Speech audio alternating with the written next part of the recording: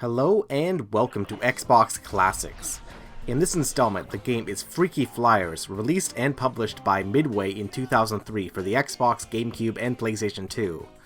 This game is a kart-based racing game where you don't race in karts like in typical racing games, but instead race around in planes. This makes it somewhat similar to Diddy Kong Racing, so let's get right into it. Since the beginning of time, man has loved to race. Man's every leap in technology only created further opportunities to compete against each other and test the limits of speed. And then, man took to the air.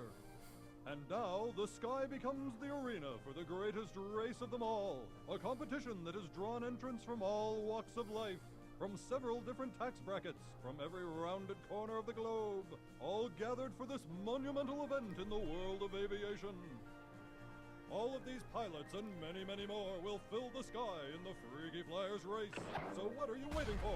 Jump in your plane and get freaky! So Freaky Flyers is a rather Hanna-Barbera type cartoony style racing game that has a rather eccentric cast, and it's rather funny actually. Adventure mode! Probably because, I wasn't a kid when this game was released. It kind of flew under my radar, no pun intended. I look for the best. But, it is kind of amusing, and it's got, like a childlike feel to it. Book bottom, librarian, cat lady, extremely polite. Hello. I am very pleased to meet you, Governor. Now what is a nice young woman like you doing in this race, Myrna? Well, you see, I have always wanted a life of adventure. But I work in the local library and things just never seem to happen there. Until Margaret Basher came along. Margaret Basher? She is my alter ego. When I get angry, I turn into Margaret. And bad things happen. But you seem so sweet and helpless. And boring. Boringly helpless. Helpless, I. The moral is, you can't judge a book bottom by its cover. Godspeed, Myrna Bookbottom. And Margaret Basher. So all the characters are all quite eccentric like this, and you unlock few as you go on, and they're not all, the same. Attention, Freaky Flyer! You are now entering Canadian airspace. It's quite a country. The kind of place where a virtual nobody with an airplane could reunite a lost Bigfoot with his family, destroy a logjam, and shoot down half-eaten trees all in the same day. And don't forget about the great duty-free shopping. You could pick up a gallon of perfume for the price of a half-gallon. Now that's savings.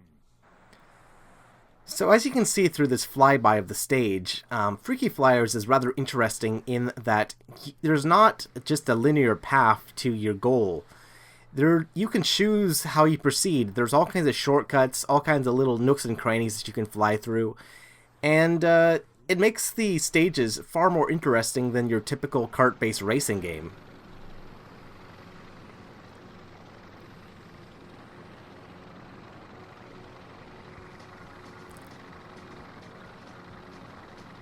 So, between the Xbox, the PlayStation 2, and the GameCube versions of the game, once again, the Xbox version tends to be the best version of the bunch because it runs at a more stable frame rate, it runs in 480p, and, it just generally has better controls than the other versions do. The game is rather reminiscent of Mario Kart and Diddy Kong Racing and all kinds of games like that, but at the same time, it also has its own identity with being a game about, really just choosing your own path. You don't have to follow the AI or follow basically anything. You can just choose your own path. And as you proceed through the stage, you can fly as high or as low as you want.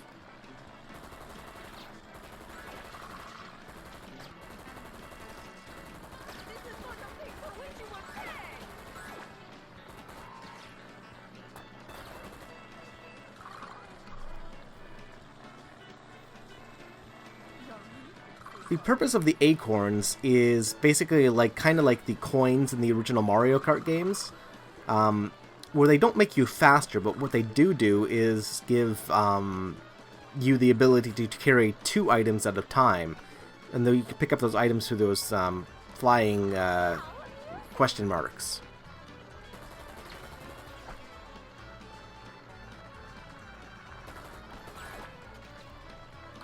The game has quite a few stages, and all the stages are quite large like this. You know, this is definitely a 6th generation game that wouldn't be possible on, say, the 5th generation consoles.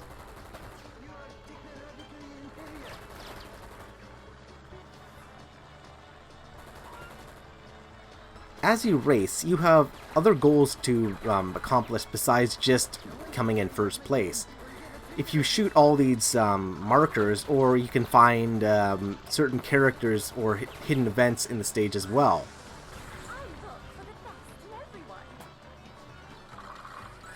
So the game definitely has a kind of more robust nature to it.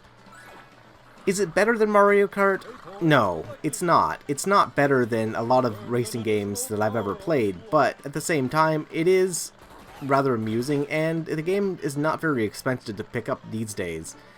Like, I believe I picked up the Xbox version for about $6 or so. And, you know, for that price, it's not that bad of a game to check out. It's available for the other consoles as well, so if you don't have an Xbox, you can get it for the GameCube or PlayStation 2. Although, personally, I wouldn't get the PS2 version because, you know, frame rate issues, and, again, it only will run 480i.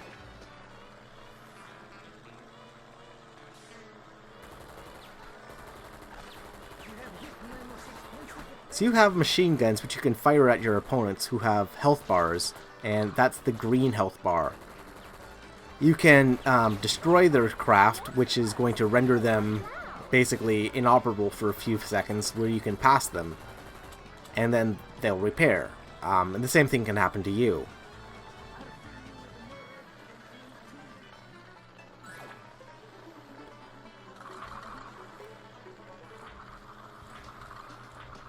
First place.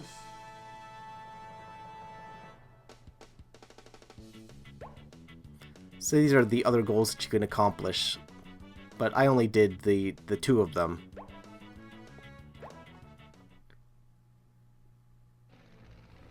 Upon my return to England, I'm going to report Andre La Toilette to the Humane Society. It is dreadful how he's been treating this poor little ape man. Put down my property immediately, femme d'Angleterre. Well, if you ask politely, perhaps I shall. Swear, sucking tree hugger, just try and stop me. Gotta love the humor.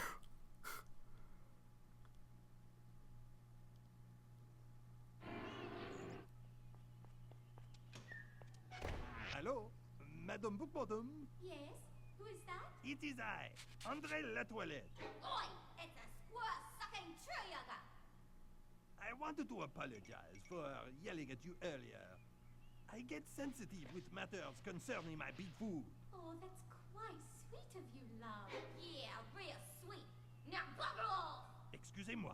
Call me on second thought. See you next time. No, you tosser! English women, they are so complicated.